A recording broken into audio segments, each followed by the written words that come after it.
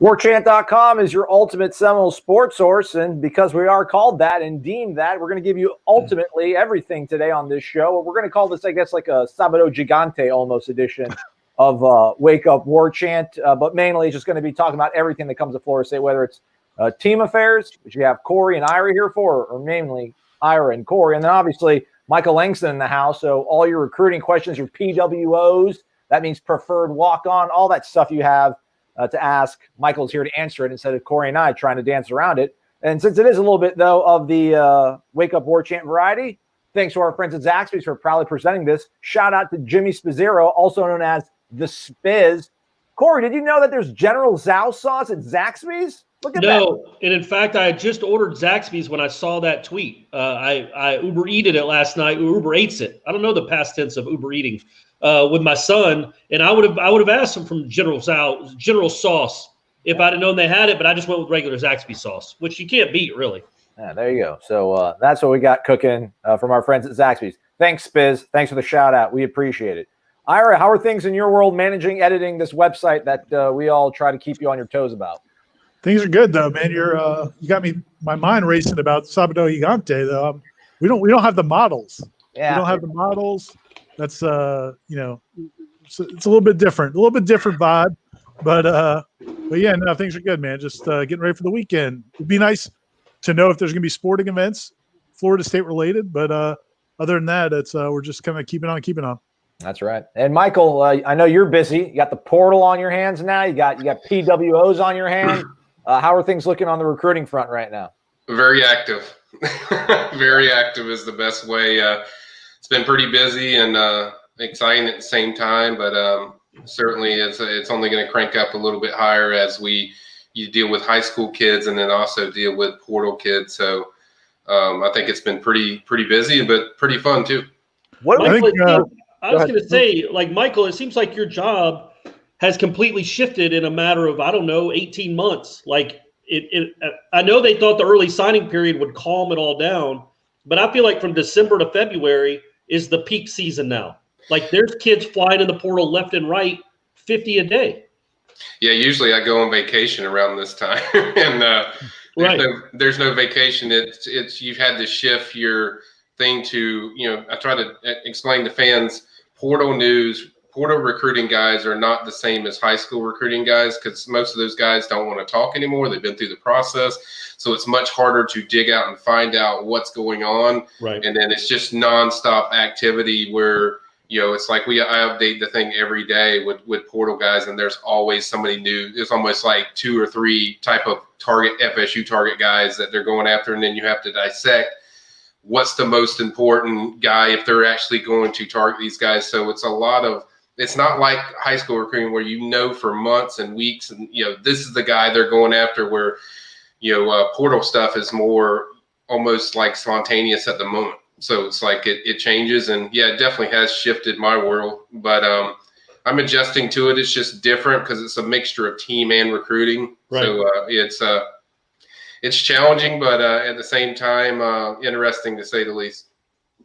We'll turn it over to your questions here on YouTube, as well as the call-in line, 850-805-5911. Only question, I'm not going to do a lot of talking, which is usually a good thing.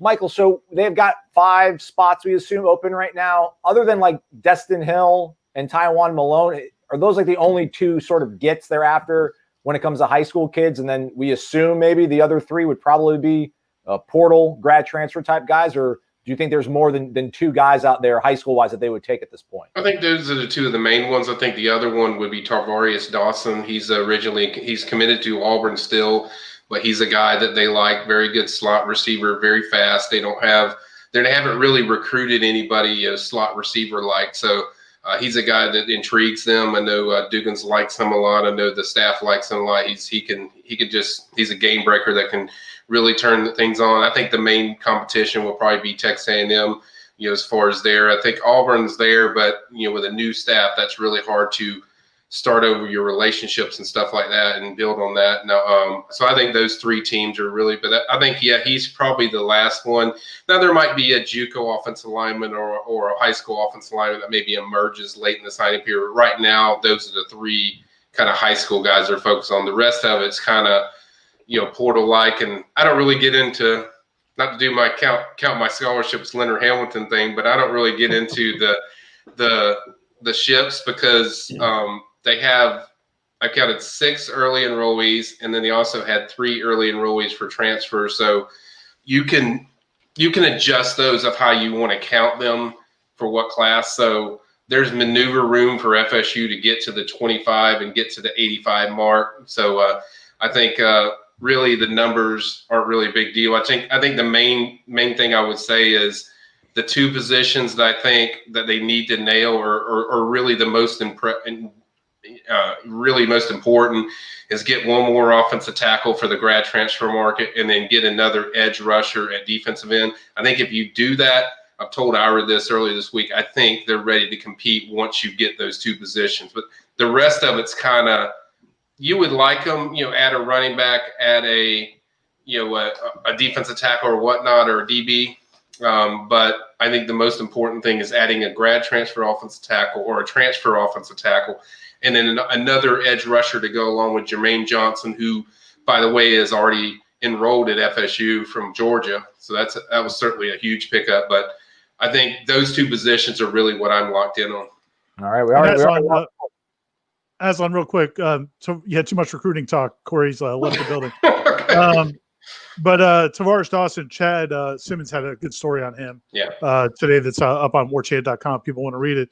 He mentions that I think his father was a big Florida State fan and talks about the opportunities for early playing time. So if you haven't seen that, you go to warchant.com. There's a good story about Dawson. And it's not just Florida State. He's interested in some other schools as well. Like you said, Texas A&M and maybe even some of the other state schools. But there's definitely an affinity for Florida State. Yeah, he grew up a fan of Florida State, so yeah. Look at good strong back pedal. Oh, look at that quick hips, quick fluid hips. So yeah, all right, we'll take that. We can use all the help we can need a defensive back. All right, let's take a phone call. But first, as we wait for Corey to return, maybe this will wet the whistle. Ira and Michael Langston show up. Ray Pereira shows up early at the party, not arriving casually late. He's on time. Give that man some love. Give him the horn, man. I can't even play the horn right now. There we go. Ray. Bills, y'all. 100 American. Ray coming strong. Right off the bat. Thursday. We appreciate you, Ray. Great to see Langston and Obi-Wan Ira. Happy New Year, gentlemen. How do you feel about the portal in college football? We've heard about that from Corey on the last show, Ira. What are your thoughts on the portal, free agency, collegiate inter-tackle football? Yeah, I need to get a robe like Obi-Wan, though. Like that's, I think, can I show it to games like that? It's good and bad. I mean, I think like everybody. I mean, I think if you selfishly with the players on your team, you don't love the portal because you are constantly having to recruit them. And I mean, Florida State's had like walk-on punters and long snappers, and I mean, you're having to pay attention to every single guy in your roster. Assuming you want to keep them. Anybody can go in at any time for any reason, whether it's lack of playing time or whether it's just maybe they want to study something in a different school or whatever it is. So that's got to be a huge headache for coaches. But for a program in Florida State's situation where FSU is right now, you're thrilled to have the transfer portal because otherwise, think about how long it would take to get a Mackenzie Milton or Jermaine Johnson or guys like that who are ready-made college football players to get them come through your program and develop them for 3 or 4 years. So for a struggling team, I think it's awesome. I think if you're, 2 or 3 years from now, Mike Norvell may not like it quite as much. What about you, Michael? I think I'd rather be on vacation than having to cover the portal, but maybe. Well, from a personal standpoint, I don't like it because obviously it's a lot of adjustment, but I agree with Ira. I think from a FSU standpoint, it's very beneficial. It's very helpful. It's what they need. I think Ira also touched on it. There's no standards or guidelines to it. I think that's something that they're going to have to address where there needs to be a reason of if you can go here or you can go there but right now it's just kind of wild west free agency where you're getting. I think you'll see. I think FSU would prefer not to go this level if they don't have to. So I think for a couple of years you're going to see FSU do this, and because they have to. You need better players. You need better production. So, but at the same time, I don't think it's something that they want to do long term. I think it's something where They want to establish what they have, get on the field, get some wins, and then after that, let your recruiting take care of itself. I mean, because to be honest, you prefer to get 4-year high school kids that you can develop or talented kids that can go in there and help you instead of guys that are in some cases just 1-year rentals. As far as FSU coming there and helping the team, but I think it's very beneficial for FSU right now. I think it's something they don't want to do long term, but I think short term, the next few years is something that FSU has to do. But I would like to see more control and standards and guidelines to when kids go in the portal, you have to have a certain kind of reason. You can't just go there because your feelings are hurt or you're not playing. There's got to be some kind of guidelines. At the end of the day, it's eventually going to come to that because pretty much everyone's getting a waiver. So eventually you have to have some guidelines to this thing. Well, the one thing I would say, and then Corey, you and Aslan talked about it on the show yesterday, I guess, it's kind of like catching a virus where maybe you can't get it twice. That one-time transfer thing is a one-time transfer thing. Yeah. So like once a guy transfers, they can't just turn around and transfer again the next year. So there will be some locking in, and I think players will be a little bit more judicious. Right now it's like Christmas, everybody's jumping in, but it may slow down as people get more used to it. That's so Bailey Hockman might stick at one spot. They're calling it the Hockman rule. They're calling it the Hockman rule because he's everywhere. It's like it's gonna be his 5th college or 3. At least 4. Well, his 3rd, but he's not done yet. He's still. Well, it'll be his 4th, including he went to junior college when he left here. That's right. Yeah. So, Corey, you got some breaking news for us? I just got a phone call. Sorry, I had to leave you guys, but yes, it's not a surprise. But the Florida State at Pitt basketball game for Saturday has now been postponed. And then Ray does that, so I'm done talking. But Florida State at Pitt has been postponed, so that's their 3rd straight game they've missed, and their next game is scheduled for Wednesday at home against NC State. So that's the news. Was it still Florida State's end in terms of contact tracing, or did Pitt was it Pitt's? We don't know. I think the concern FSU had all along was, if they didn't practice all week, are they going to be able to go to Pitt on Saturday just right at that point? So we'll see if there's more information on it as you guys go on. I'm going to actually put on the message boards, Corey, in case you haven't done that. I have not done that. Would you like me to? I can step away. Why don't we take a call and I can do that real quick? Okay. All right. Good idea. Look at Ira driving, making decisions like a boss. Look at Ray, though. Ray drive. So what's the deal? By the way, Ray, you're the best. You never disappoint, buddy. You never disappoint. You're the star of the show. But is it I guess it's a new YouTube chat? Yeah, there's new flavors. There's new design. I figured we'll break something out different for the happy hour. I like it, man. I like this. You should stick with this one, I think. Okay. All right. We got Design Pro, Web Design Pro, Corey Clark. We got the mayor of Virginia Beach, Virginia on the phone line, Gator Kirk. What's going on, Gator? Not really the mayor, but Noles 2021. Let's go. Let's go. Go, Gator Aslan the Great, the big dog, 5-star and unconquered. How you guys doing tonight? Good, man. We're living the dream, buddy. A lot better now. Yeah. So I'll get right to my question. Sorry for you guys that have headphones and earbuds in, but don't apologize. Sometimes you got to bring it. Never apologize for bringing the juice. Never apologize for bringing the juice. Absolutely not. Gator Kirk. And that's the second calling in a row you've used that term. So anyway, my question is, how do you like how the team's shaping up right now? Oh, damn, Michael done left. I broke his eardrums. Yeah, he's done. He said he can't do this anymore. How do we feel about how the team's coming along, shaping up right now, Corey Clark? Look, it's not the '99 Florida State team. So if we're going on like bars, it's not. We're not there. Again, 2009, like we're close to the 2009 Noles. Yes, you're closer to 2009 than 1999. But I just think you like they're not done, but you like the experience they're bringing in, which is experience that's going to play right away. Some guys are going to bring some things you hope into the locker room that when they've been a part of other schools that they can kind of, it can spread around the room a little bit. They can help the quarterback room, help the defensive end room. And then, it's not great. Nobody's going to sit here and say it's a great roster, but overall, I don't think they'll be worse. I think again, I've said it before, addition by subtraction. I truly believe that is a thing. And I think we're going to see it manifest itself with Florida State, because you're going to have 11 guys on defense, you hope, that actually want to be at Florida State and want to be playing college football and want to compete and play hard. And we'll see what that looks like. But yeah, I mean, you got the number one quarterback in the portal, in my opinion, and then you got 3 other guys right now that will be in the on the depth chart in the starting 22, or at least in the 1s and 2s, and that's good. It's good. You can't argue with that, and they got more to come, we think.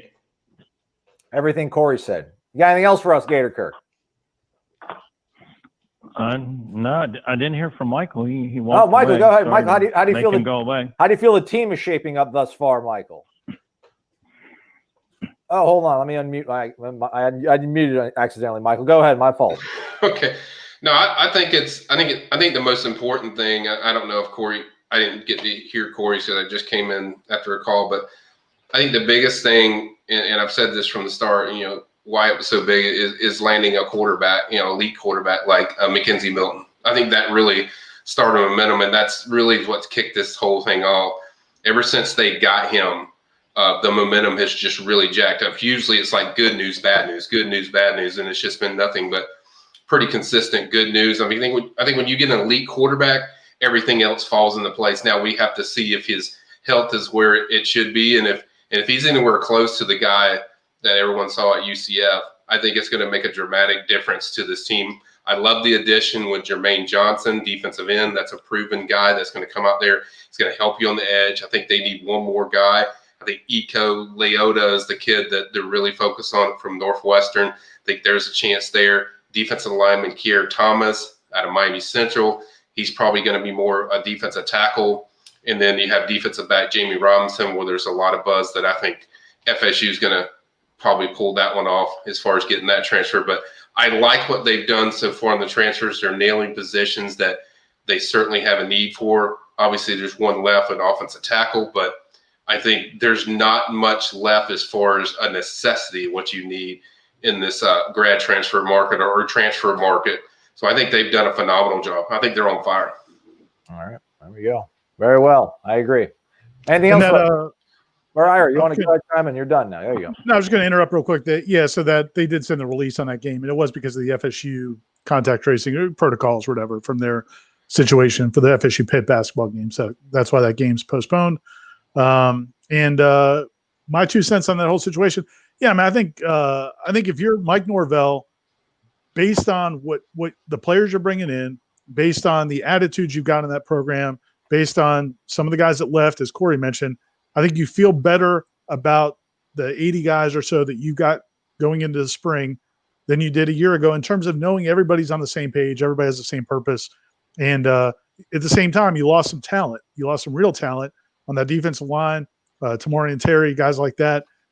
So I don't know that the talent is where it needs to be. It's certainly not where it needs to be at a couple of positions, but I do feel like I feel like they're going to feel better about the team going into this season than even they did a year ago. And I'll also chime in with what Ira said. Aslan, I don't usually give team nuggets, and this isn't really a nugget, so to speak. But I know with the early enrollees, when Mackenzie Milton got there, he made a tremendous impression on the current players that are already in there. And I mean, the staff already loved him, but also you can see the leadership qualities. This guy is going to be a very good locker room guy. Now we have to see if he can play, if he still has it in his quarterback.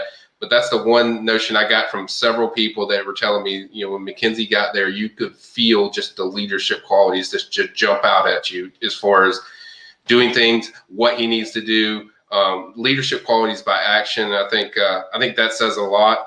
Obviously, the culture, as Ira pointed to, guys leaving, you have a bunch of guys now, a majority of the team, if not all, are bought into what Mike Norvell is going to do. So I think that's a big thing as far as you want to accomplish what you want to accomplish. But just wanted to drop that little Mackenzie tidbit.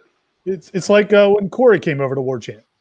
We could sense it. The leadership you felt right, and the leadership you felt right away. It was just a different vibe. First meeting, yep. Yeah. It's tangible. All right, Gator Kirk, anything else? Actually, we're going to have to let you go. It's been like 8 minutes. Sorry. Yeah, I agree. I think the additions that they have will add to the locker room, the attitude, the work ethic. You've got guys that have been at different programs that have different successes, and that's just going to just like steamroll. And the guys are all bought in now. So all of the ones that were half in, they're pretty much gone. And once we start our winter workouts next week and get to our tour of duties, the other guys that don't want to be there will leave, and it'll, all of that's contagious. So anyway, make sure you hit the thumbs up, support Zaxby's, join Warchant. As always, go Noles. Let's go 2021. Y'all have a great night. As always, I appreciate everything you do, all the coverage. You all are missing it if you're not on Warchant. Good night, fellas. Well said. Well said, G. Thanks, buddy. Said so. All right.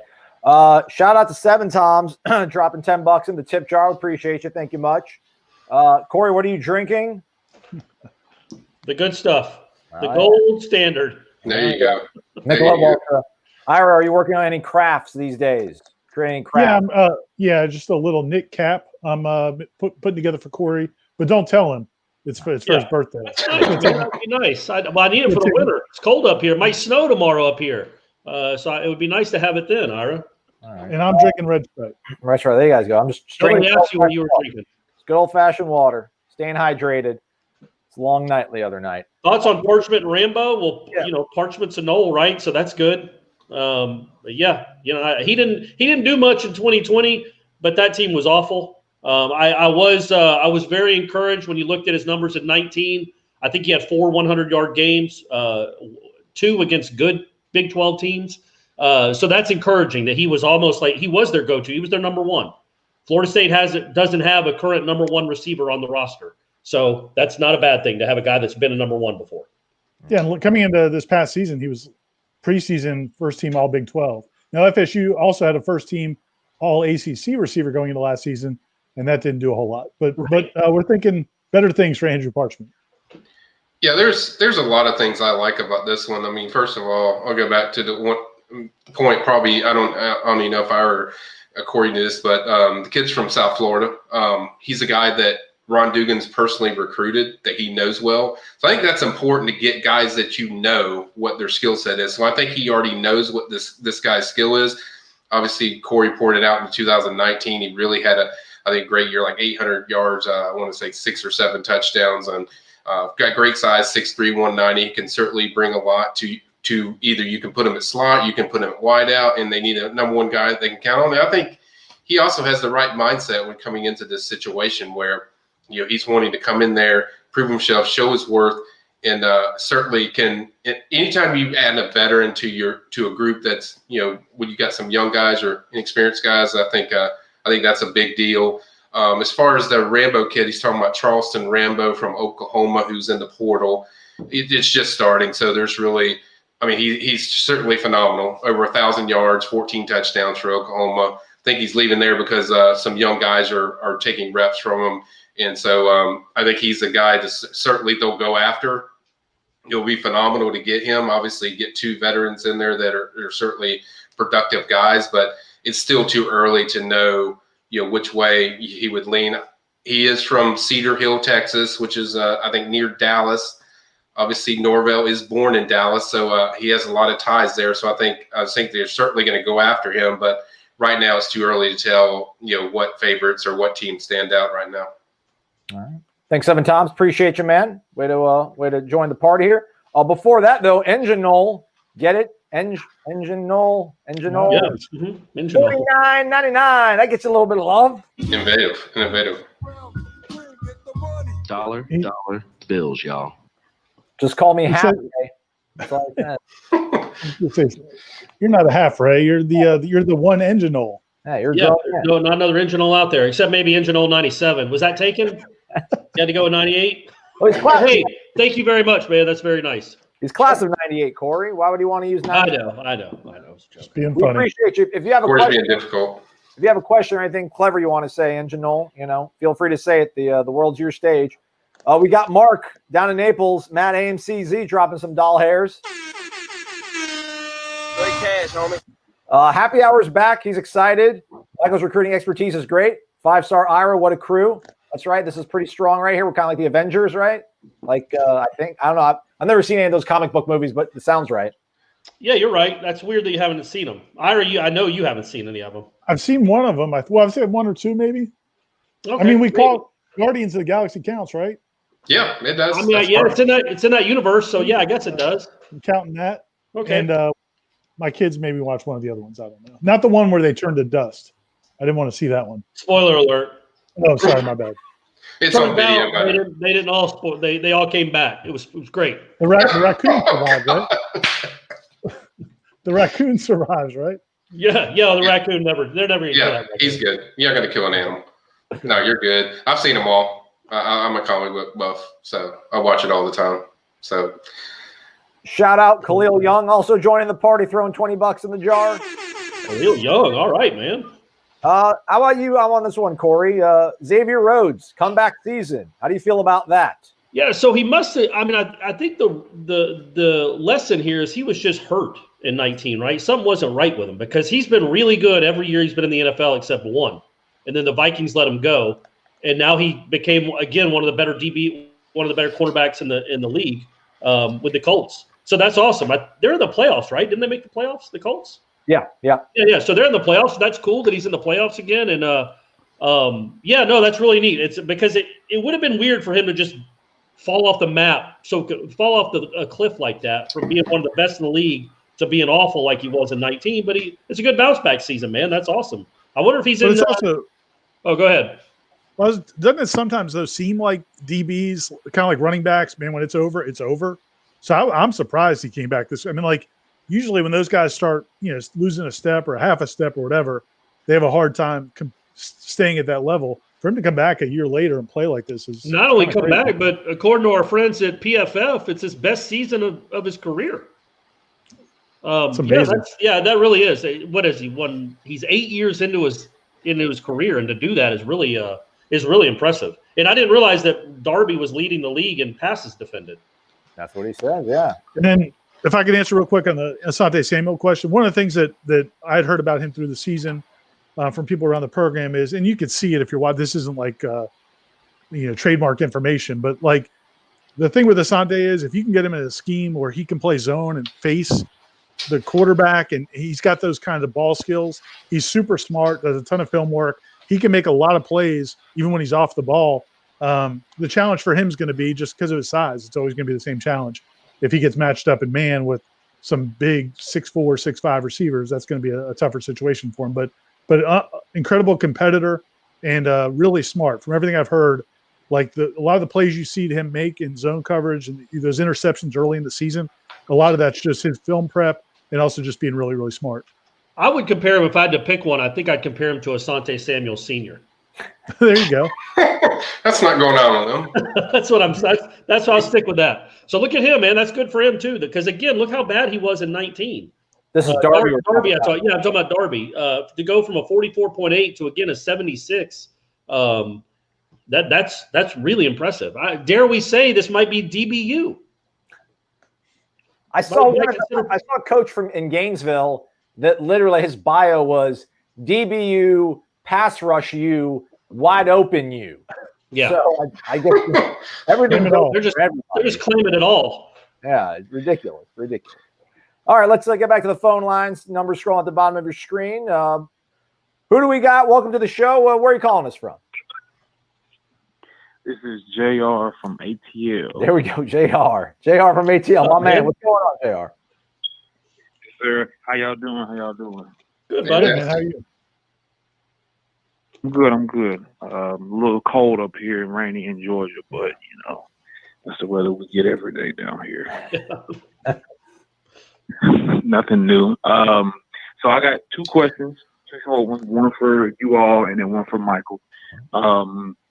Michael, I'll go first with yours. How do you feel our chances are with Jamie Robinson, DB from South Carolina, and the defensive end from South Carolina? I think number 5 is his teammate.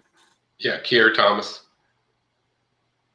Yes, sir. Okay. How do you feel our chances are of getting those two? Okay. Jamie Robinson, for those that are under a rock, I mean, he visited FSU on his own. It wasn't really a recruiting visit. It was just there's ways to maneuver around it. Corey knows that. There's ways to maneuver around stuff. Where I think he just came up there, checked out Tallahassee, checked out FSU on his own. And he's guys from Leesburg, Georgia, Lee County, great powerhouse school in the state of Georgia. He's from there. Always has liked FSU growing up as a young kid. Certainly a very talented safety defensive back prospect that I think was first team all SEC freshman year. I think he's been very productive for them all along. So that's a guy that I know they've been talking to. There's mutual interest. I would say if I was making a prediction, I would pick FSU is going to be the team. I think they look good there. And then with Keir Thomas, defensive end / probably a strong side defensive end or defensive tackle. I lean more to defensive tackle. I think he can do more things as far as there. The key there is he's from Miami Central, which we know FSU does really well from. And also Odell Higgins has a long-standing previous relationship with this kid. He camped at FSU twice. He's always liked FSU. It's always been a school that he was high on. And I think back when he was getting recruited, FSU actually wanted to take him. I think it's back in the Jimbo days where they just didn't have room to take him, so he had to look elsewhere. But this is a kid it's always been high on FSU. So that's another one. I'm not ready to just put in the prediction thing for Kier yet, but I think it's starting to trend that way as far as FSU. I think FSU's the team I hear most consistently with him. So I think both of those guys are a real possibility for FSU. Corey, which former Nole went to Lee County High School? I don't know. Who is that? Your next coming of Charlie Ward. Oh, Devontre. That's right. Devo went to. That's right. He was. See him in high school? No, I didn't. Unreal. I was already gone. Unreal. That kid was. I mean, I know Burt Reed compared him to Charlie Ward when I interviewed him that one time, but dude, that guy was insane. It was too bad it didn't work out really in either sport for him. But by the way, Lee County, real quick, Lee County lost a heartbreaker to Buford in the state championship game. Yeah, I watched. Yeah, that was. They had first and goal at the 3. They needed a touchdown and they win in overtime. And the kid fumbled at the 2-yard line. Buford recovered and the game was over. Yeah, that was heartbreaking to watch. I watched that live. Buford got to win their, I think, 14th state championship. Yeah. So what are you going to do? Good for those kids. Anyway, sorry, JR. Next question. Oh, no, you good. Yeah, that was a heartbreaker. Both my cousins grew up with Chauncey, the quarterback, and Preston, the running back. So they were pretty upset after the game. Man, I can't even imagine. They're 3 yards away from winning it. It's crazy. But so this is for Ira, Aslan, and Corey. With all the transfers that are coming in that's already there, the skill positions, which people do you think are going to have a breakout year? As far as like QB, running back, wide receiver, and DB. Oh, all right. My man Toafili, if I'm picking guys that are on the roster already, Toafili, I think just has something to him. I don't think he was 100% for most of the year, but when he played and he was healthy, you could see that was a different kind of guy. Really probably the best playmaker on the team, I thought, other than Jordan Travis, as far as just making guys miss and looking so fluid when he runs. I would say Toafili. Out wide, man, I guess I'd go with Parchment. We haven't seen enough from the guys. I liked Brian Robinson in the 2.5 practices I saw him back in March, but we didn't see him at all in the fall, so I don't know if I could really pick him. So I guess I'd be go on a real short limb and say Parchment, and then at wide receiver, and then DB. Man, I liked the Brownlee kid, man. I like the way he plays. He got beat a few times, but you're gonna get beat. That's the position that happens. And he was also a freshman, but he competed, had a mean streak, made that crazy SportsCenter interception. I just think that he has a kind of a fight and a competitiveness that you need in that position. And I was pretty impressed when I saw him play in those 2 games where he started. Jared, were you asking us about newcomers or guys that are already here that were like on the roster in 2020? Oh, sorry. Both. Okay. Both. All right. My bad. Just clarifying. Ira, what about you? Who do you like? One guy that jumps out to me that I want to see, but I don't know, and you'd like to hope he can be a breakout guy is Demore Tate, because we kind of forget about him. One of the highest recruited players they had in last year's class, and then ends up having to miss the whole season. But he did get. Is he a corner or a safety? Do we know? Corner. He's a corner. We lose Corey. I think we lost Corey. Uh-oh. But yeah, Demore Tate's a guy I would really like to see.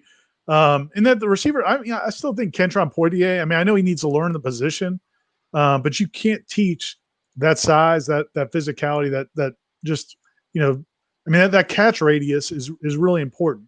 And I think it was a lot to ask him in his first semester at Florida State to have a big impact. And I knew they gave him a lot of at bats, and he didn't always make the catches. But he's a guy that you'd like to think maybe would make a big impact next season. I was worried sick about you there, Corey. Glad everything's all right. I'm sick that I didn't get to hear Ira's answer. I'll have to tell you. I'll call you afterwards and tell you. I'd say those names. Mako Dotson, we kind of forget about because we didn't see him play. Hopefully, if he's healthy and does end up sticking around, maybe lives up to his national lead for interceptions. That'd be good. Somebody that can create some turnovers. In terms of the new guys, like Milton, I'm in the minority on this. I'm not the biggest Jordan Travis advocate. I think what he did this year, without him, they probably win one game, if that. Maybe don't win any games without Jordan Travis. But I just think Mackenzie Milton gives you a more sort of robust option at quarterback in terms of being able to do stuff in obvious passing situations and stuff. So curious to see how he works out. And I don't know, what do we think about Malik McLean, Michael? Is he a guy that's going to need some time to develop, or could he maybe be an instant impact kind of guy? I think he'll play, but I don't think – it depends on – it's good that he's an early enrollee. He's one of the early enrollees, so that's going to help him working with Dugans, working with Dillingham, working with Norvell, getting the grassy. I think it's really just comes down to the grassy offense. He's 6'5", 195. So he's going to add a lot. He's very fast. You don't usually see guys. Ira mentioned Poitier. Poitier is not really fast. This kid's really fast, and he's got that same size, and he's got that same radius. So he's going to offer a lot as far as downfield threats. And so I think he'll play some. I think the one guy that they haven't mentioned, and he's kind of one of my favorites, is Travis Jay. I think Travis is going to have a big year. I think he's a guy that when you have him on the field, good things happen. He can close on windows. You can play him at safety or corner. I think he's a guy that I think you'll see a lot more. And then I go back, and you touched on it, Aslan, with the quarterback position. I think with Milton, I think the big thing is with passing games, like Travis did a lot as far as impact plays, but you never saw FSU go in the middle of the field with the ball. You never saw them just hard slants, 10 yards, bam. I think Milton kid can give you that if he's healthy. So it's going to add a different dynamic to the offense. So if he's healthy and like I said, if he looks anything like the guy that we just saw at UCF, I think it's going to dramatically change what you can do on offense. Yeah, he's a special thrower of the football. It's not normal what he does. He's not just an average quarterback. If he's healthy and can throw it like he did at Central Florida, that's special. That's not normal. For a kid 5'11" to put up the numbers he has, you have to be extra special. So he really sees the field well. He gets rid of it quick, and he's definitely got a strong enough arm. And I think Malik McLean gets to work out with him too. Yeah. I want to throw one thing out there to you guys though. So another plug for the site. Earlier on Warchant.com today, we put up a story about the receiver position and what it looked like when Mike Norvell got here, what it looks like now. I guess my only concern is, he's not going to be catching the balls to Mackenzie Milton or whoever's throwing them. And so that receiver position, they did add Parchment. You got McLean as a freshman, but you didn't. The guys that are returning on this receiver position, there's not really a lead receiver. Ontario Wilson's the closest thing you got, and he caught 30 passes last season. And so I don't know if you have the guys that can just go up and get it, because that seems like the kind of quarterback he is. It's a kind of a big play guy. He's going to need guys to make plays down the field. Who's going to make those plays down the field? Or is he that good of a quarterback, you think, that these guys will play better than what we've seen in the last year or two? Any of you guys? Yeah, I think the first thing, you got to get Keyshawn Helton healthy. That was not a healthy kid out there. That was a very productive player when he was healthy. I agree, but is he going to be a downfield guy? Yeah, that's what I'm saying. He's not, but I'm saying you need productive guys that you can get separation, getting routes and getting in spaces, and he wasn't healthy enough to do that last year. I agree with you. You do need downplay guys like what Parchment does, but you also need more of that. That's why I say McLean, he's a possibility. Destin Hill out of Louisiana, who hasn't even got a commitment from, that's a guy they're heavily on. He could come in there and certainly help you out, even a young guy. So they're probably going to have to lean more on the younger newcomers than they will the guys that they already have until they show a reason to factor them in. Right now, that's just the reality of where they're at. Yeah, and you just hope one of these freshmen that were on the team now that didn't do really anything in 2020 can take a big step. And look, it does help to have a quarterback that throws it all. A great quarterback, a great throwing quarterback always helps a receiving core. But one of those guys is going to have to take a big step. And like, they're big enough. They're certainly got the size to be that guy. But, yeah, none of them – there's no proven commodities on this team but a kid from Kansas. That's it. That's your proven commodity in the wide receiver core right now. Yep. I got a little portal news if you want to know, or a guy to watch. Go for it. Just came to my phone, but JR, this is for you. JR, this is for you, buddy. A little portal news for you. Exclusive. Yeah. I don't know if I call it that, but it's news. But Abini Eze from Memphis. He's a former 4-star offensive tackle. He's 6'6", 283. Signed with Memphis. He's originally from Tennessee, so that probably leads me to believe that David Johnson has some ties to him, along with Norvell if he signed with them. So he's a guy to watch. I think if you move forward, you'll probably see FSU go after him. He played in 31 games at Memphis, including 25 starts at tackle. So he's a guy that to possibly watch. I know Aslan's already trying to chase him down, but there. But certainly seems to be a productive guy that could certainly help you. Top 50 recruit as we're pulling up the thing on there. And I think that's kind of what we talked about of FSU wanting to get a guy that can help them. Maybe this kid's it. So that's a name to kind of, I guess, watch for FSU. Anything else, JR? Okay. All right. Thank you for your time. If y'all haven't seen Travis Hunter's one-handed catch from the championship game, go look it up. That was insane to watch in person. But other than that, thank you for your time. Ease Speeds, hit the like button. Y'all know what to do. Thank you. Have a good day. Thanks, JR. Appreciate it. Appreciate it, buddy. I see some green there, Aslan. I see some green. That's a lot of green. You see some blue. Mas Verde, amigo. Mas Verde. I'm putting Mike Norvell on the spot. Mike Norvell. This kid better be a Florida State coach. This is ridiculous. I'm going to get on this train more than the Tyler Grubbs train. Like, I'm all aboard this train. Now look at he's got blue in there. Last time an FSU offensive lineman had blue. A lot of penalties, though, guys. A lot of penalties. Don't care. They get penalties either way. That just means he'll fit in. See what happens when I come on the show, guys. Yeah, man. Break that news. That's awesome. Look at all that. That's crazy. Good job. Yeah, folks listening to this again on the podcast, this kid's 6'8", plays tackle for Memphis, and in the 3 seasons he's been there, his grade has been 70.9, 67.3, and 75.8, which is by far superior to what Florida State's been having the past 4 seasons. Is that double what some guys had like 2 years ago? Oh, yeah. Well, man, Jawan Williams was like a quarter of that. It was like a 22. Yeah.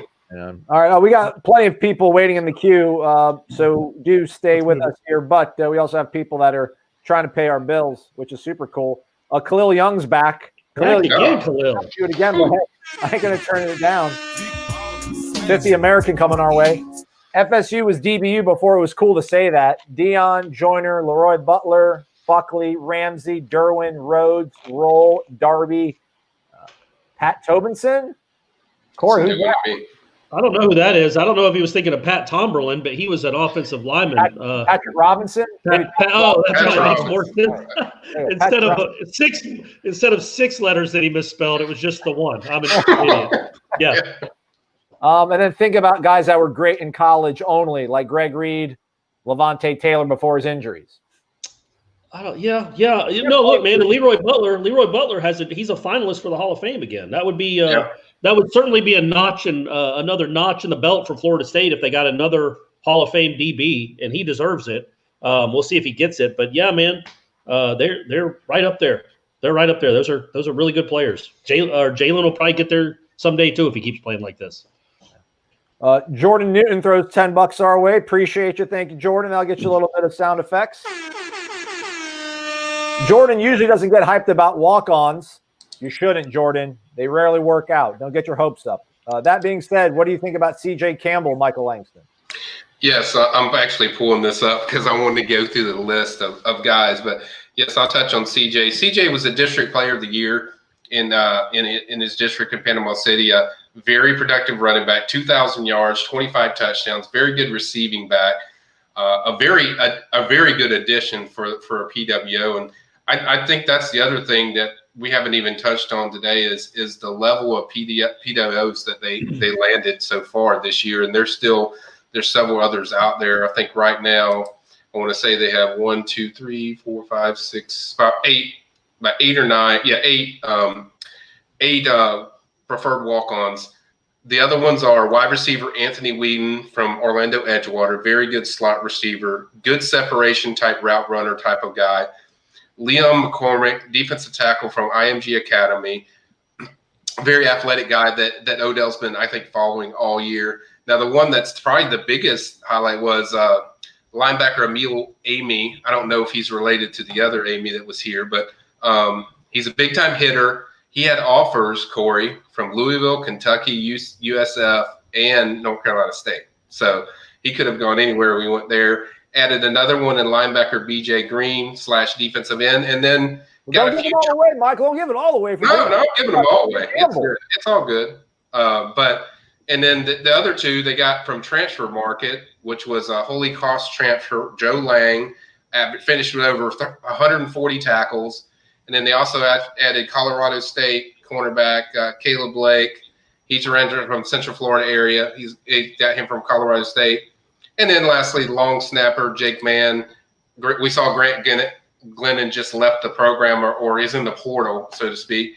So certainly they just signed one of the premier long snappers out there. So I think it's very productive, and it tells you the understanding of what Norvell has in preferred walk-ons. He understands that position. He understands that, the likelihood of getting any of those guys to be on scholarship is kind of a reach, but you never know. There might be one or two, even if you're lucky, maybe 3, but probably 1 or 2 that could end up eventually on scholarship. But I think on paper and knowing all these guys, I would say some very good additions that could have went to lower D1 schools, but they chose FSU because they just felt really comfortable with the program. So I'd say so far it's been a really good addition of the PWOs for FSU. One thing I would add on that real quick is it's important for practice also, because one of the things I heard about this season was that a lot of times it was hard for the defense to get a good look because they didn't have much talent on the scout team for offense. So you start improving that. First of all, those guys, are in your program. There's a chance for them to possibly become players or scholarship guys. But also, it just gives your defense and your offense a better look with the scout team. So it's a really smart thing to do, and I think he's doing a good job with it. Well, that kid, the highlights we just saw of Campbell, that he certainly looked legit. I mean, that's a good look for a defense, even if he's on a scout team. And he had his GPA and his 40 are the same. They're both like 4 or 5. That's always a good sign too. Yeah. That's I was going to say my GPA was about half of that. My 40 was about 3 times that. So sure, right, understood. What are you There's Travis. That's why I wasn't a preferred walk-on. But you're right. I mean, that does just for depth purposes, man. That helps a lot. Like it makes practice more competitive, and that always helps. Yeah, you need to rewind that back. Here we go. There's Travis Hunter. That's nuts. That's nice. Yeah, that's a good one-handed snag. Well, that's how we do in Gwinnett County, man. Climbing the ladder. That'll be Brady in 4 years, probably. All right. Yeah, he's ridiculous. He's one of the best. I've called him the most dynamic player in the country. I mean, he is. I mean, he doesn't play for a traditional powerhouse either in Collins Hill. That's not it's not one of those traditional powerhouses. I mean, he's got a quarterback in Sam Horn, who FSU also offers 2022 quarterback. But besides those two, I mean, he really carries that. He does everything but drive the damn bus to the games, probably. I mean, the guy does everything. Kickoffs, defensive back, receiver. Travis Hunter is just one of the most electric playmakers you'll have anywhere in the country. And those are the type of things you need to insert into this program, to inject into this program, to get a guy like that. That increases other players want to be a part of and play with a guy like that. So I think it's very impressive that they got him so early. And he is so in love with FSU. Obviously, his connection with Marcus Woodson and grew up a big FSU fan. So I think that's the thing that jumps out at you is like he jumped in with FSU and he stuck with them even going through the 3-6 season. It never seemed to affect his commitment to FSU. Now he's still 2022 and you had to go through a whole new year, but I think it says a lot about the kids they're recruiting and to get a guy dynamically like Travis is major. All right, there we go. Shout out Willie Johnson. Willie never throws a question. Silent assassin. Willie Johnson's the ninja, but instead of stars, he just throws $100 bills at us. Let's go, man. Drop it. $150. What are you doing, Willie? Big Willie. Say something, Willie. Show yourself. I kind of like that he's always in the shadows. It makes him more mysterious. Amazing, man. He's the Howard Hughes of Warchant. Wake up, Warchant. Yeah, that's awesome, man. Just throwing him 150, man. We appreciate you, Willie. Again, man, if you have anything to say, any questions? Throw in 2 questions, dude. I mean, go ahead. Yeah, away. Literally asked 12. This is earlier. Gator Kirk talked about the tackle out of Memphis. What about that? We mentioned that, but Gator, obviously, thanks for the cash money. 757. Would it be a violation if we introduced Obina Eze to Willie Johnson and just see if there's any connection there to be made? Like they might find some mutual interests. Might be friends. You never know. Yeah. Rare Artworks with $14.99 our way. Appreciate you. Thank you. Dollar bills, y'all. Thank you. Shout out to Jamel, Colby, Carson, Aiden, Dylan, Alex, AJ, Franco, Seminole legends. If you say so, I'll trust you, Rare Artworks. You read it, buddy. You did it. I did say it. Matty Cash in the house. Matthew Cash. Silence. Keeping it up. No false advertising with his name right there. We do appreciate it. How about another one? $24.99. Matthew, you got anything to say, Matthew? Obviously, let us know. We're here for you. Ed's here. Ed Lemix. Ed, good dude. Real Artworks move. Oh, never mind. He's just giving him some advice. Let's take a phone call because we got a whole bunch of people waiting. We're probably not going to get to all of y'all. Let's do a rapid fire. Waiting for a long while. It's Mark from Naples. Mark, what's going on, man? Good evening to you. What's up, boys? We got to find out what Gator Kirk was drinking tonight because I want some of that. Some Fireball. Man, he's been bringing it lately. He has been. It's like a different dude. Yeah, that was good. I know Norvell, I think, said on record that when he took the job, he wasn't going to pursue any of his former Memphis players. But now that dude's in the portal, man, he's going to go hard after him. Yeah. He better be driving to Memphis right now as we speak. I have a feeling that has to do with Memphis players that are there. Once they leave, okay, all bets are off. But that's a guy that you definitely have to have. I mean, that's kind of what I've been circling that. You need one, offensive tackle transfer, and that guy seems to fit everything you look, and his grades are very good as far as blocking. He kind of fits exactly what you need on that other side. One side you have Love Taylor, then you also have Robert Scott, who I thought did a pretty good job this year, and then you also have Darius Washington. So that gives you capable backups or capable competition there. But to add a kid like this, I mean, that would really solidify your offensive tackle position. Yeah. Man, this show was great tonight. It's like Wake Up Warchant on steroids.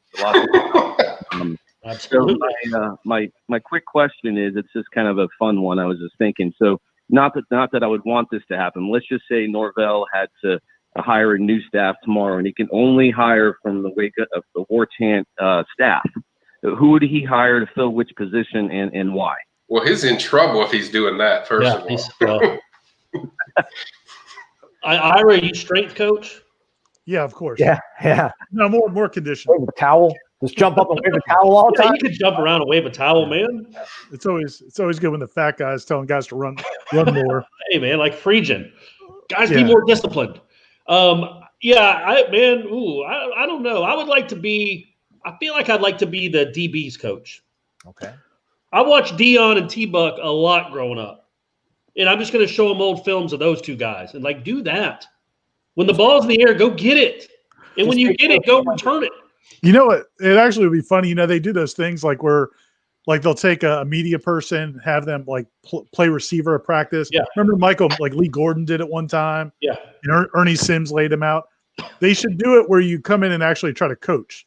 Like, what would you tell those guys? Like, if you're watching the drill, you got to throw them the football, like the DBs. Like Harlan Barnett would throw the ball and then coach them. Yeah, up. I do this, and then throw it to them. What would be, hey, be like T-Buck.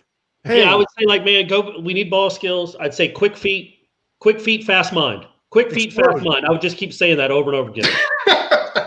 Clear eyes, full heart. That's what I'm saying. You're supposed to say slow feet don't eat, Corey. That's like I said. Like, slow feet don't eat. Come on. Slow feet don't eat. Let's go. For me, guys, I would go wide receiver just so I can, one of my guys can score a touchdown and I can just go talk crap to Corey, like get in his face and just tell him, hey, my guy just exposed your guy. I just like receiver better. I mean, I just think I love to I love the just takeoffs and just different route running. I'm big into that. So I guess I would pick receiver if I was picking anything. See, I made Corey mad. Now he's leaving. I'd want Aslan to coach D-line with Odell. There you go. Hip, hands, feet. Hip, hands, feet. Hip, hands, feet. I can see Aslan like up in the booth, like a mad scientist, like the analyst. Yeah, you can see somebody right there. I got my call sheet. 10 computer screens and just drawing up plays and calling in. On the headset, I could see that. I got a headset back here. I'm trying to get to it. I got my headset. It's like a proper headset. And then they flash you. All right, Aslan. So they flash to you. The TV flashes to you in the booth, and you just hit a 60-yard bomb. What's your reaction? Let's go. Maybe a high five to the guy behind you. Spot white two banana. I'd have a cup of dip. Just spin the dip and be like, all right, let's go. Spider white two banana. Spider white two banana. And then when you get sacked on third down, do you just put your head down on the desk? Pull the headset off. Put my hand out like that. There was somebody running wide open. I'd be like, gesture, like he missed it. He missed the backside. It's not me. It's not my call. The best part of this season has been watching these coaches on the sideline. They're so used to covering their mouths with their play sheets that they don't realize they're wearing a mask, so nobody can read their lips anyway. So, like, Sean Payton is still covering his mask as he's telling Drew Brees what he wants him to do. That'd be cute, coach. Or maybe like I think Ira, you'd be like director of player personnel. You'd be the guy that guys would come speak to when they're like down and be, hey man, we give you some life perspective. No, I'm an ops guy. I'm gonna make sure that the buses are there, that the Chick-fil-A is all packaged up, everybody's good. The Zaxby's, you mean? The Zaxby's Ira. Sorry. Yeah. All right, Mark. Mark, you're still coming up for the spring game, right? If there is a spring game. Oh yeah, if there is one, we're making the road trip for sure, and can only hope we'll just stay positive on that. And that was entertaining, by the way. Thank you for entertaining that. We know that Aslan would not let anybody steal signs. No, he would be very careful with that. And everybody's playing. I don't care. We're able-bodied. We're playing football games. You played 3 snaps of DB when you were a sophomore in JV, huh? All right, you can line up. We're gonna play the game. Hey, thanks for the tip, by the way, too, earlier in the show, Mark. We appreciate it. Thanks, man. Buddy. No, you're welcome. Keep it coming. Happy New Year. Go Noles. That's right. All right, we got 2 more callers. Let's grab Daryl. Daryl's been waiting maybe since the beginning of time to get this call through. Daryl, how are you, man? What's on your mind? Hey there, magnificent Corey, 5-star Ira, Heisman Michael, and Gold Star Aslan. What's going on? Take that. Living life, Daryl. I guess the only one missing would be the head coach Gene, huh? Yeah. We're saving him for the super exclusive. Yeah, there you go. Michael, I was going to ask you, with the premier walk-ons, I guess with them, are they how many of them actually get chances to get scholarships? I guess, or during the season. I mean, does Mike Norvell just pick ones that I guess stand out the most, or do ones have to do certain things during the season to actually get a scholarship? Okay. Good question, Daryl. I mean, first of all, PDOs are pretty much treated same as scholarship players. They get to do all the things that scholarship guys do. And when I say PWO, people don't. What does that mean? Well, preferred walk-on means FSU's been recruiting these kids all year, so they've been involved with these guys. So they've been following these guys, so they know how productive they are. I mean, it basically depends on productivity. Who does what. If they're so productive that they have to have him, then I think it's a guy that they put on scholarship. We've seen that several times. I think Ira probably can list all the guys that have done that, but really it just comes down to productivity of who gets scholarship off. There's not really a limit. Obviously, it comes down to the 85 and what they can fit on their team, but there's not really a number of how many. There's not a lot, but 1, 2, 3, maybe.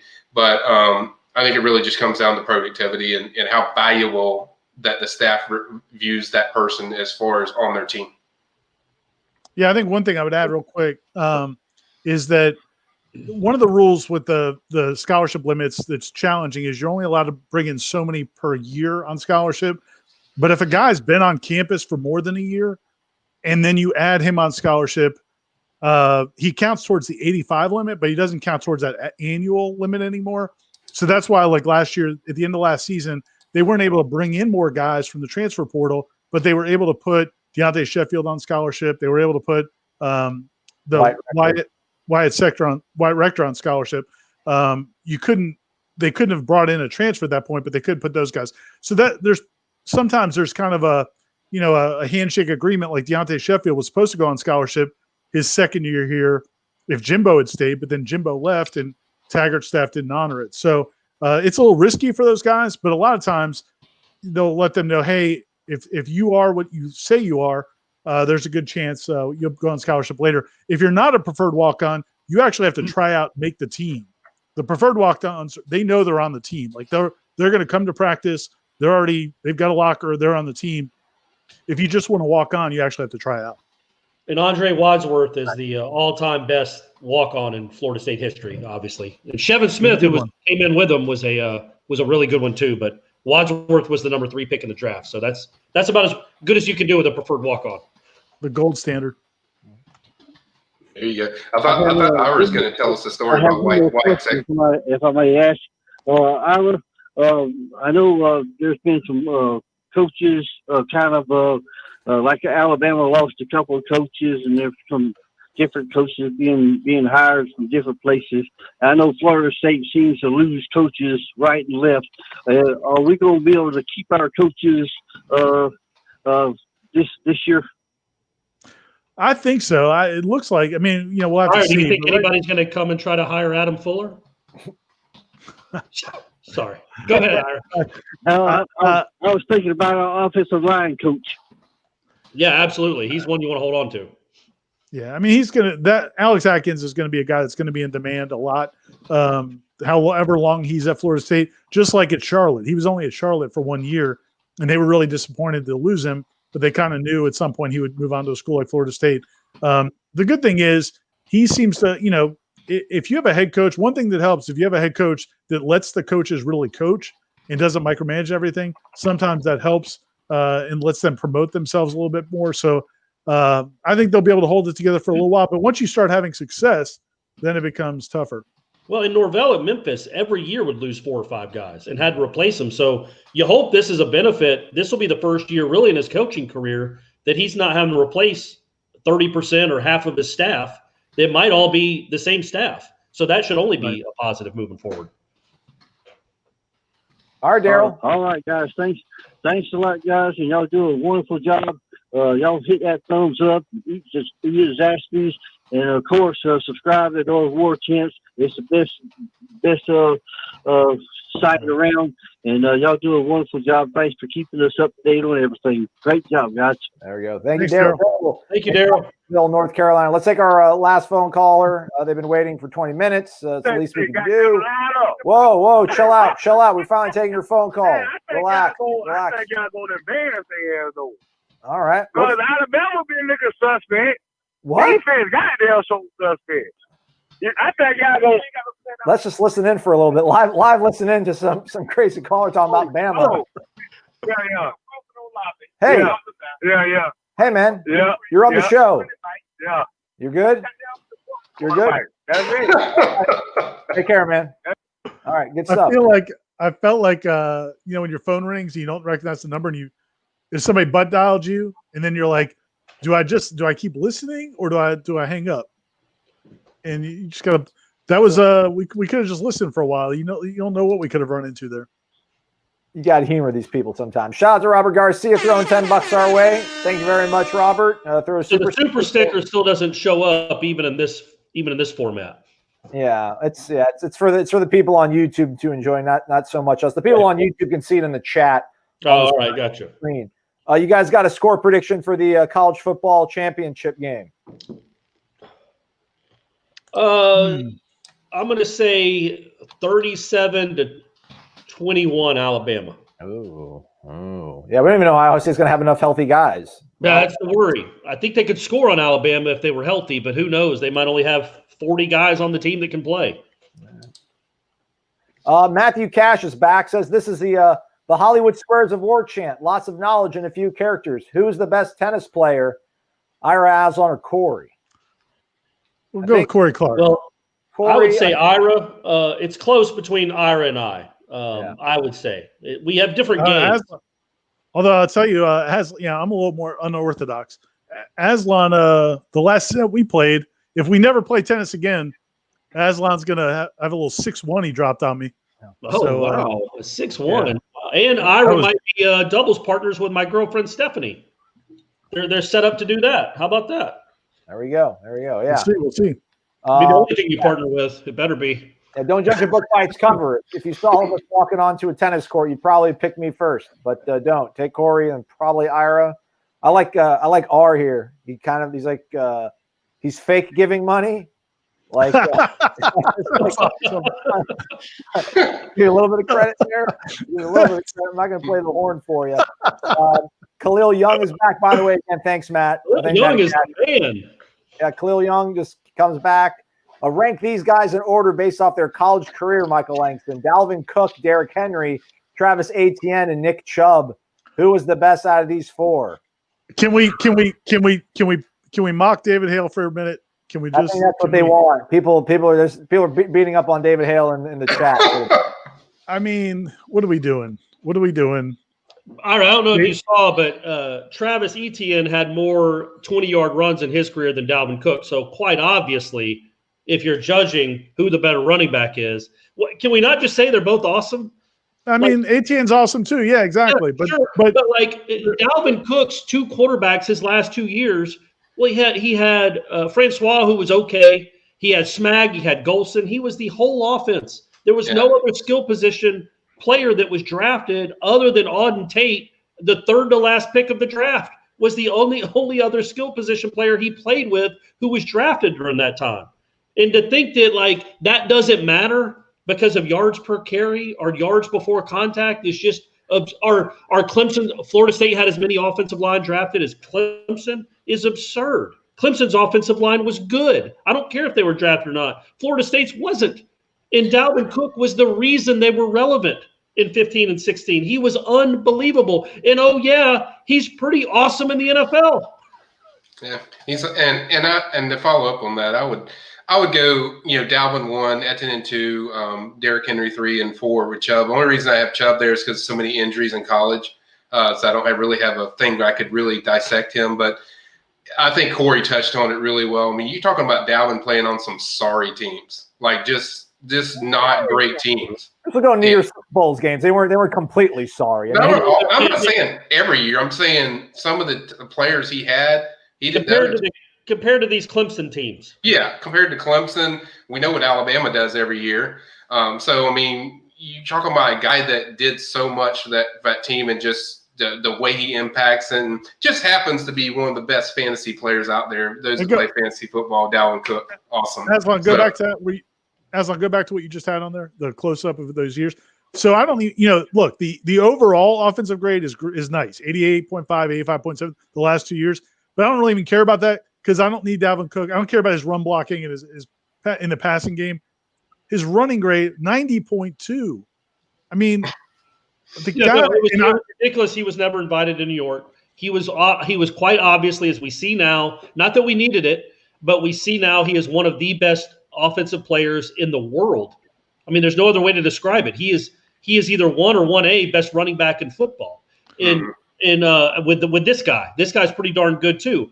I can't imagine what Dalvin would have done behind those Alabama offensive lines. I mean, are you kidding me? I bet he'd done some good stuff though, Ira. I bet he'd put up some numbers. Could you imagine? I mean, the fact that, and again, I'm friends with David Hale, but the fact that he brought up they had the same amount of carries, but one did it over 3 years and one did it over 4. Well, Travis Etienne would sometimes have 14 carries in a game and they'd win by 5 touchdowns. If Dalvin had 14 carries in a game, they'd lose by 5 touchdowns. He was the workhorse. He had to get 28 or 30 carries, and the whole world knew he was getting the ball. And to do it, I don't even think Clemson fans would say Travis Etienne was better than Dalvin Cook because they saw Dalvin Cook. They were horrified by what they saw from Dalvin Cook because every other guy he had 2 straight 70-yard running. We're sorry, but the show has ended. Sorry, that's me. I was going off on a tangent, but Dalvin's the best. Dalvin's the best running back I've ever covered. He's the best college running back I've covered. He was just incredible. And Travis Etienne is really good too. And if Travis Etienne has a 2-year stretch where he runs for 3,000 yards and 30 touchdowns in the NFL, I'll be willing to say he's as good as Dalvin Cook. Does that work? Is that fair? Is that a fair gauge what they do in the NFL? With you. Microphone dropped. All right, I think we got most everybody here. I think there we go. There's Ed. Ed's better half, Courtney, is screaming, tip him. Great show. Thanks, Court. Dollar bills, y'all. Courtney continues to be one of the MVPs of the show. Yeah, there we go. Thanks, all right. I think that's everything. Didn't mean to cut you off there. I always cut you off. I feel bad about it too. I promise. No, we're good, buddy. We're good.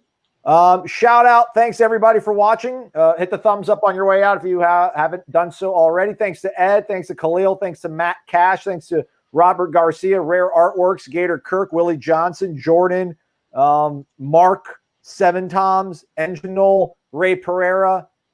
Can't do this stuff without you folks. Like quite literally. We do appreciate it. Thanks so much. And hey, yeah, I was just gonna say, do you want to remind everybody, or I guess I can. So we're gonna start doing these again. I don't know if it's gonna be every week. We'll see. We may try to do it every week or every other week. And we're gonna rotate a little bit. Gene's gonna get in here. He was busy tonight. We're gonna try to do it more often. Have Michael doing the recruiting stuff. So stay around. We'll have more happy hours coming. I wish I had Danny McBride's hair. That would be great. But how about a little after dark stuff, Ira? Maybe like a midnight to 1 a.m. Show where we get loose. I like that. Except I'm 50, Corey. I don't know if you heard that. That's right. You can't stay up that way. I'm usually falling asleep by then. So okay, fair enough. That was just an idea. Matthew coming in at the horn says Langston's the best in the business. He's the Dalvin Cook of recruiting. Throws $20 behind it too. Take that. There you go. I appreciate that, Matthew. But it's a team thing. I mean, a lot of people. That's the thing people don't realize. Like the recruiting stuff, I get a lot of help from Ira, and obviously I do the same thing with team stuff. So it's a total team. I don't think people realize like how much we do talk. We communicate a lot. So I appreciate that, Matthew. But it's a team effort as far as everything that the production we put out there. And I think I speak for all the guys that we are greatly humbled by all your donations. You guys don't have to do that. We're really touched that you guys do that. We love doing this. We have a passion for it. So appreciate it, though. There we go. All right. And sorry to Gator Kirk's better half, Cat. Says I hung up on her twice. Sorry, we had to go. Hour 15 mark right now of the show. That did not sound like Cat at all. Yeah. So anyway, that's a wrap for us. Stay connected to warchant.com. Promo codes at the bottom of your screen. Michael Langston will have the portal covered for you folks. If anybody comes in or maybe even heads on the way out, but hopefully they're heading on in. Do stay connected to the website. For Ira, for Corey, and Michael, I'm Aslan. Thanks for watching. Have a great one, everybody.